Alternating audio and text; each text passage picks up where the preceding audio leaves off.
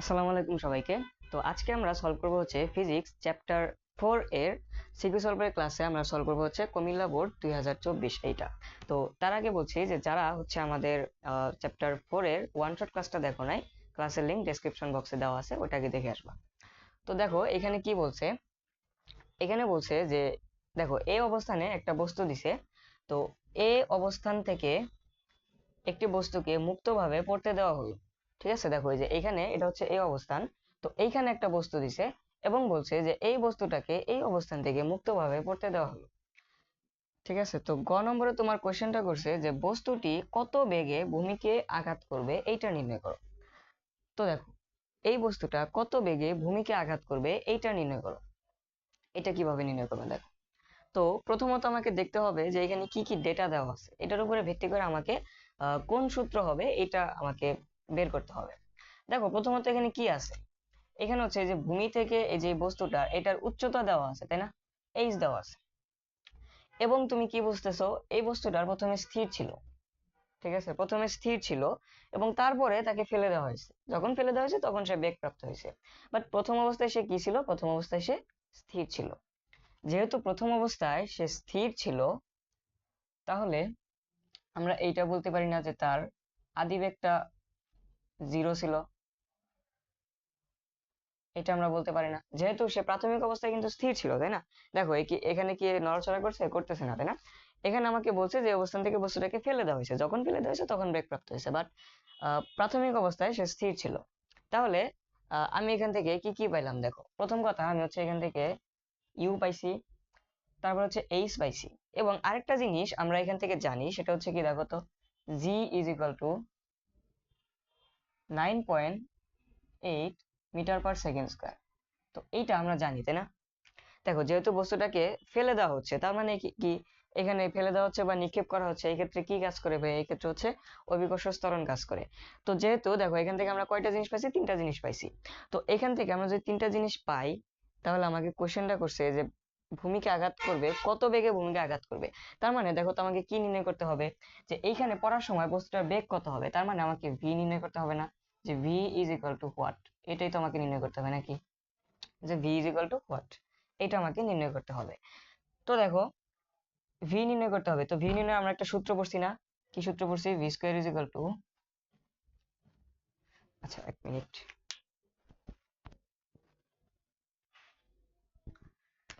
আচ্ছা।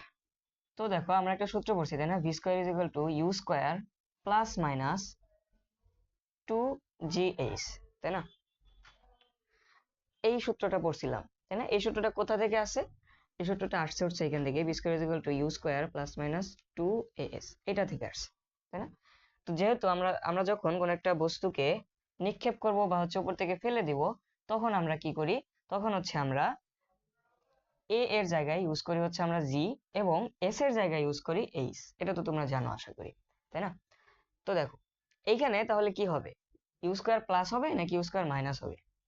দেখো আমি কি করতেছি, বস্তুটাকে ফেলতেছি, তাই না? উপর থেকে ফেলতেছি, এবং অভিকর্ষ ত্বরণটাও কিন্তু আমার নিচের দিকেই কাজ করে, তাই না? যেহেতু অভিকর্ষ ত্বরণ নিচের দিকে কাজ করে, বস্তুটাকে আমি নিচের দিকেই ফেলতেছি, তার মানে কি অভিকর্ষ ত্বরণ যেদিকে কাজ করে ওই দিকে আমি বস্তুটাকে ফেলতেছি। তার মানে কি হবে, এখানে ইউ স্কোয়ার প্লাস হবে, ইউ স্কোয়ার প্লাস 2gh। তো এখন দেখো তোমার কাছে সবকিছু আছে, তুমি এখন এখান থেকে খুব সহজেই ভি এর মানটা বের করতে পারবা।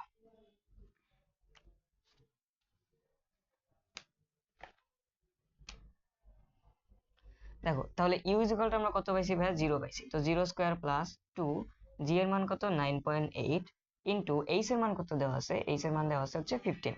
তো এইটা আমার ক্যালকুলেট করলে অ্যান্সার আসতেছে, তো এটা ক্যালকুলেট করলে অ্যান্সার আসতেছে হচ্ছে আমার 7√6, এইটা আসতেছে মিটার পার সেকেন্ড। ঠিক আছে, তো 7√6 মিটার পার সেকেন্ড, তো এইটা আসতেছে, এটা হচ্ছে তোমাদের অ্যান্সার শিটে এইটা দিছে অ্যান্সার। তো এটাকে তোমরা চাইলে 7√6 এটাকে ভেঙেও লিখতে পারো। ঠিক আছে, তো ক্যালকুলেটারে 7√6 লিখে চাপ দিবা, যেটা মান আসবে ওটাও লিখতে পারো, কোনো সমস্যা নেই। ঠিক আছে, আচ্ছা। তো এটা আমরা করলাম হচ্ছে ভাইয়া গ নম্বর।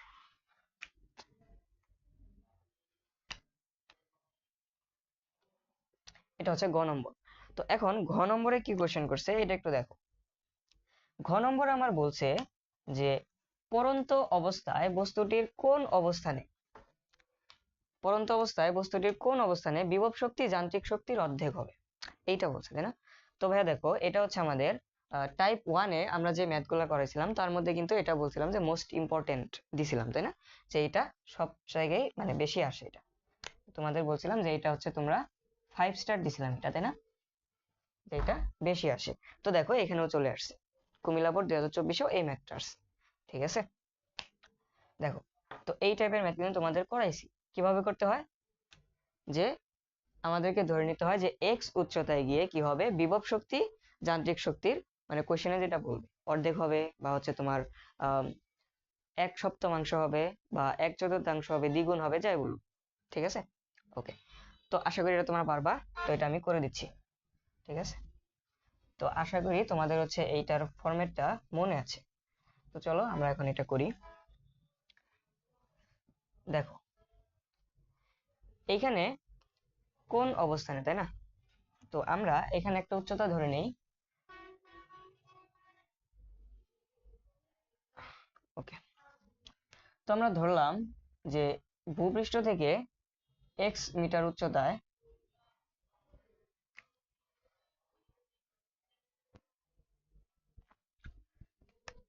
তো এখানে আমরা ধরে নিচ্ছি যে ভূপৃষ্ঠ থেকে এক্স মিটার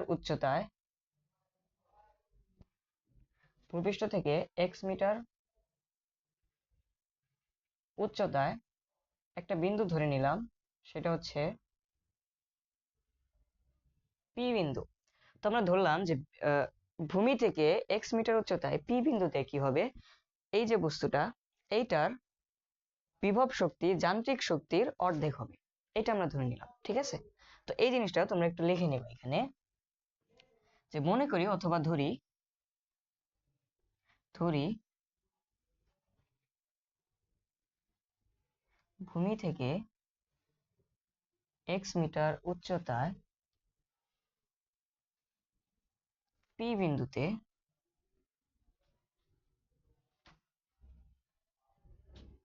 বস্তুটির বিভব শক্তি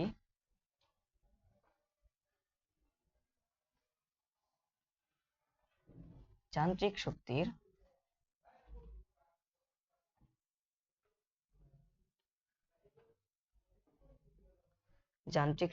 অর্ধেক হবে।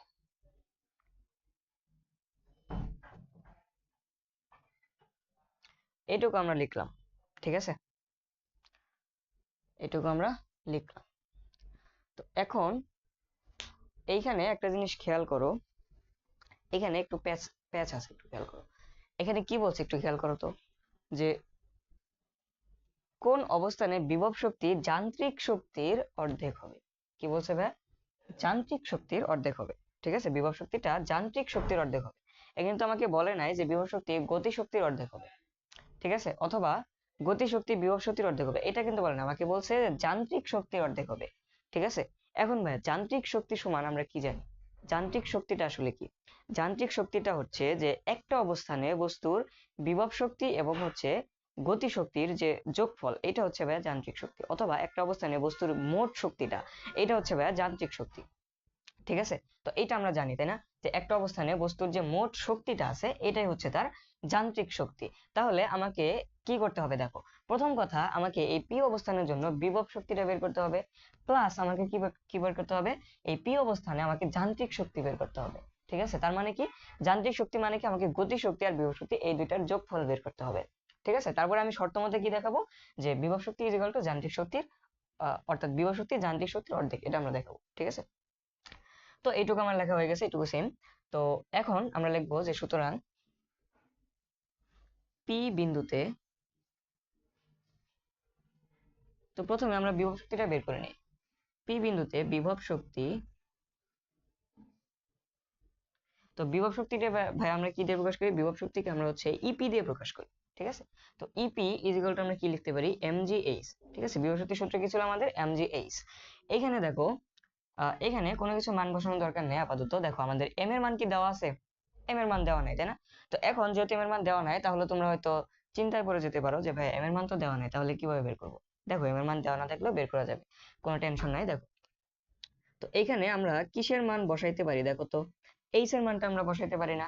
দেখো এইচ এর মানটা কি বলছিলাম, বিভব শক্তির ক্ষেত্রে উচ্চতা কি, বিভব শক্তির ক্ষেত্রে উচ্চতা হচ্ছে ভূমি থেকে বস্তুটা কতটুকু উপরে আছে এইটা, তাই না? তো বিভব শক্তির ক্ষেত্রে উচ্চতা হচ্ছে কি ভূমি থেকে বস্তুটা কতটুকু উপরে আছে এইটা। তো এখন একটু খেয়াল করো তো ভাইয়া, এই পি বিন্দুতে ভূমি থেকে বস্তুটা কতটুকু উপরে আছে, এক্স মিটার উপরে আছে, তাই না? তাহলে আমরা এখানে এইচ এর জায়গায় কি লিখতে পারি, এক্স। ঠিক আছে, তো এখানে আমরা লিখতে পারি হচ্ছে এমজি এক্স।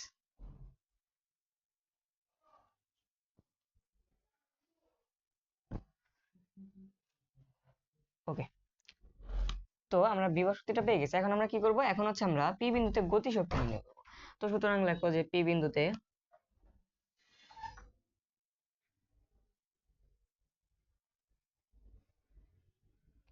গতিশক্তি, গতিশক্তিকে আমরা কি দিয়ে প্রকাশ করি ভাই, গতিশক্তিকে আমরা হচ্ছে টি দিয়ে প্রকাশ করি।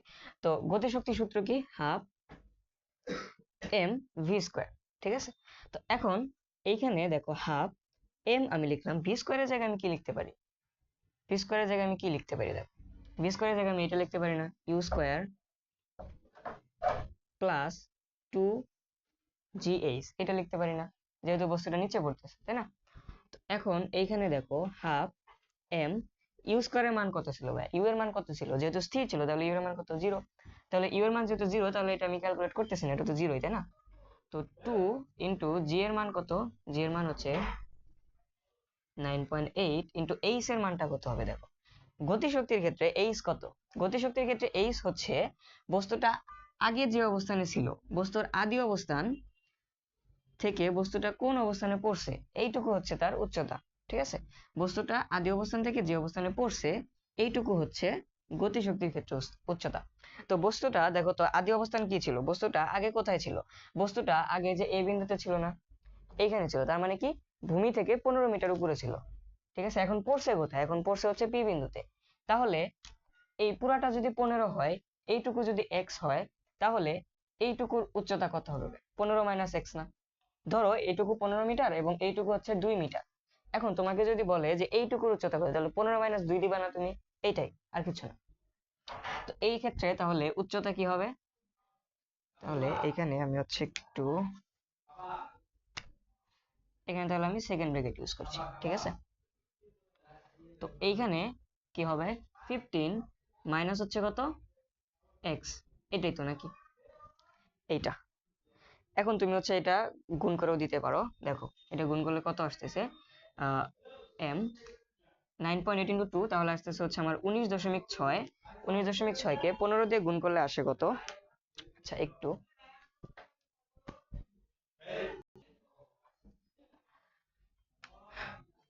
তো দেখো এটা হচ্ছে 19.6 ইন্টু 19 এটুকু গুণ করলে হচ্ছে 19.6, এবং এটাকে যদি আমি 15 দিয়ে গুণ করি তাহলে দেখো কত আসতেছে, এটাকে 15 দিয়ে গুণ করলে আসতেছে হচ্ছে আমার 294। ঠিক আছে, তো এইটাকে আমি হচ্ছে এইখানে লিখলাম, উপরে লিখলাম, দেখো তাহলে এটা কত আসতেছে ভাই, এটা আসতেছে হচ্ছে আমার হাফ এম ইন্টু কত আসতেছে 294 মাইনাস হচ্ছে কত 19.6 এক্স, এটা আমার আসতেছে। ঠিক আছে, তো এটুকু আমি মুছে দিচ্ছি, এটুকু যারা তুলনি তারা হচ্ছে ভিডিওটা পজ করে তুলে নাও। ঠিক আছে, তো এটুকু হচ্ছে আমি মুছে দিচ্ছি। ওকে, যারা তুলো নাই তারা হচ্ছে ভিডিওটা পজ করে তুলে নাও।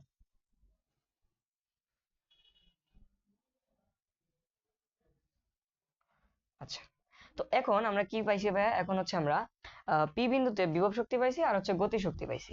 তাহলে এখন আমরা শর্ত মতে লিখতে পারি না, এখন আমরা শর্ত মতে লিখতে পারি। ঠিক আছে, তো এটুকু হচ্ছে তোমরা কি নোট করছো, এটুকু নোট করে নাও, এটুকু হচ্ছে মুছে দিচ্ছি। দেখো এখন হচ্ছে আমরা লিখবো যে শর্ত মতে, এখন আমরা শর্তটা কি ছিল ওইটা লিখবো। ঠিক আছে,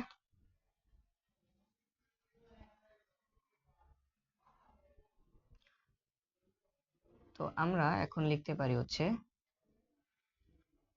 শর্ত মতে, শর্তটা কি ছিল, শর্তটা আমাদের ছিল হচ্ছে বিভব শক্তি, বিভব শক্তিকে কি দিয়ে প্রকাশ করি, ইপি ইজ ইকুয়াল টু কি হবে, বিভব শক্তির যান্ত্রিক শক্তির অর্ধেক হবে। ঠিক আছে, তার মানে কি হাফ অফ ই হবে। যান্ত্রিক শক্তিকে কি দিয়ে প্রকাশ করি? ই দিয়ে না? মোট শক্তিকে কি দিয়ে প্রকাশ করি? ই। আর মোট শক্তিটাই তো যান্ত্রিক শক্তি, তাই না? মোট শক্তিটাই তো যান্ত্রিক শক্তি, ঠিক আছে? তো আমরা এটাকে লিখলাম হচ্ছে EP is equal to half of E, এটুকু বুঝছি। ওকে, এখন জাস্ট মান বসায় দিবা, ঠিক আছে? ইপি এর মান কত ছিল? ইপি এর মান ছিল হচ্ছে আমার mg x, এবং হাফ অফ ই এর মানটা কত হবে? ই এর মানটা হবে কি? বিভব শক্তি প্লাস হচ্ছে গতি শক্তি। তো ই পি বিন্দুতে বিভব শক্তি কত? বিভব শক্তি হচ্ছে mg x, তাই না? পি বিন্দুতে বিভব শক্তি হচ্ছে mg x প্লাস হচ্ছে গতি শক্তি কত? গতি শক্তি হচ্ছে আমরা পাইছি হাফ অফ m ইন্টু, তাহলে এখানে হচ্ছে সেকেন্ড ব্র্যাকেট দিচ্ছি, m ইন্টু 294 মাইনাস হচ্ছে 19.6 এক্স, এটা ছিল, তাই না? এইটা ছিল, দেখো। তো এইখান থেকে এখানে একটু খেয়াল করো, এইটা আমার ছিল, তাই না? তো এখান থেকে কি করতে পারি দেখো তো, এখান থেকে আমরা হচ্ছে এই যে এই এমটাকে আমরা কমন নিতে পারি না? এমটাকে যদি আমরা কমন নেই এবং এটাকে যদি বাইরে চলে নিয়ে আসি, তাহলে কি হচ্ছে দেখো, হাফ এম, তাহলে ভিতরে কত থাকতেছে? জি এক্স প্লাস হচ্ছে হাফ অফ কি থাকতেছে,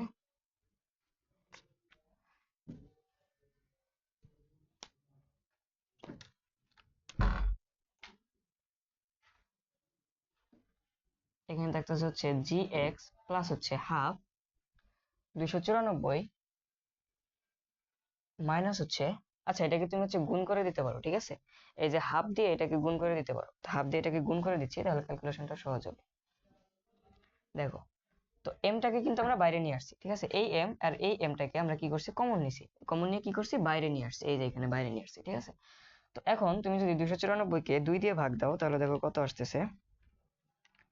এটা আসতেছে হচ্ছে আমার 147।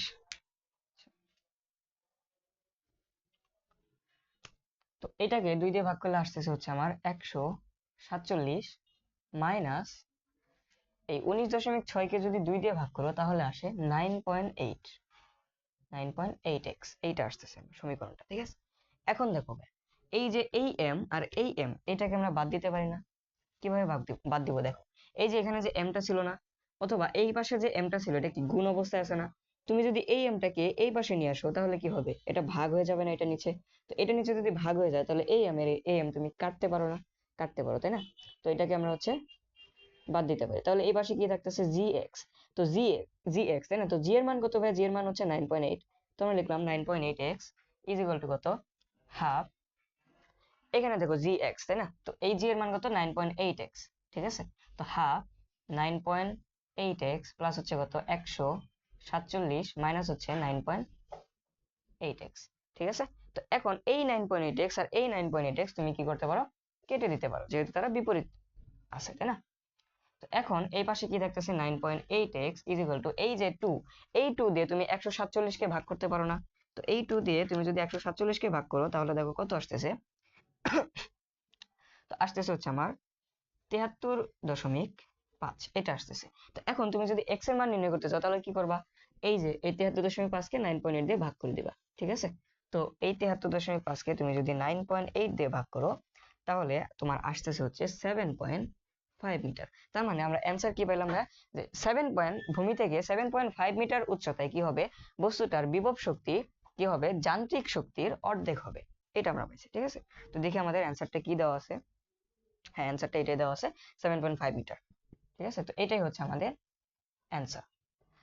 তো দেখো, তোমাদের কাছে হয়তো ম্যাথটা গোলমাল লাগতে পারে, তাই না? যেহেতু অনেক লম্বা সময় ধরে ম্যাথটা বুঝাইছি। দেখো, এখন হচ্ছে আমি পুরো ম্যাথটা একটু রিভাইজ করছি। দেখো কি করছি এখানে। তো এইখানে বলছিল পড়ন্ত অবস্থায় বস্তুটার কোন অবস্থানে বিভব শক্তি যান্ত্রিক শক্তির অর্ধেক হবে, ঠিক আছে?